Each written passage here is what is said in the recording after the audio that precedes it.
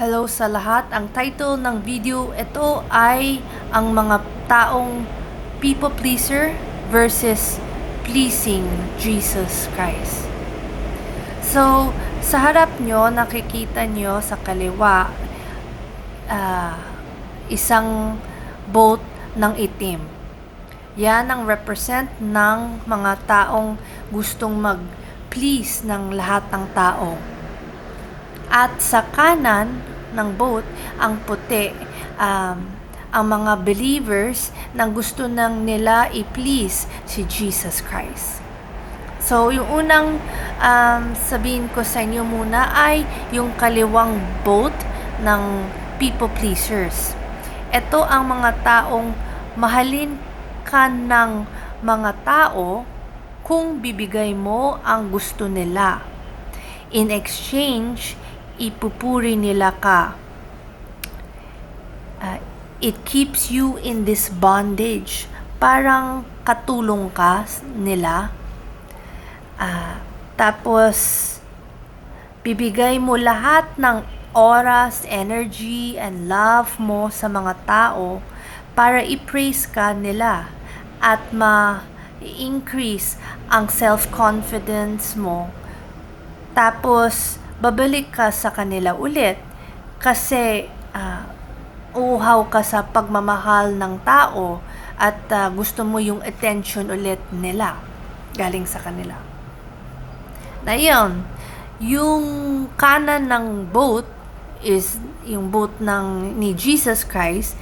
Itong sasabihin niya sa iyo, tinatatawag niya kanya, umalis ka na sa boat ng people pleaser, yung sa kaliwa, yung itim, para lumakad ka sa tubig kasama niya para makita at ma-experience mo ang unconditional love, provision, and miracles niya para sa iyo.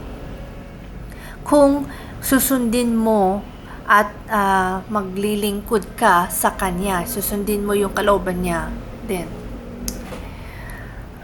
Ang oras mo, energy, at love sa buhay mo will always be meaningful.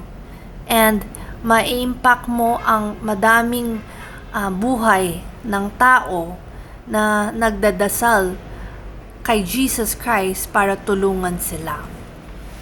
So, anong pipili mo? Ang people pleaser or pleasing Jesus Christ? Kasi ano man ang pipili mo, or decision mo, yun ang destiny mo. Saan ka pupunta? Sa langit or sa impyerno? Ibig sabihin, kasi kung pipili mo ang pleasing mga tao, hindi ka kilala ni Jesus Christ kasi nagawa mo ang kalooban ng mga tao, hindi kalooban ng Diyos yun. Na yun, kung pipiliin mo ang pleasing Jesus Christ until yung last breath mo sa mundo, then when mamatay ka, sabihin ni Jesus Christ sa iyo, kilala kita, ito yung mahusay at mabait ng tagalingkod ko kasi nagawa niya ang kalooban ng Ama Diyos ko. So, anong pipili mo? Yung to please people or to please Jesus Christ? Sana piliin mo si Jesus Christ.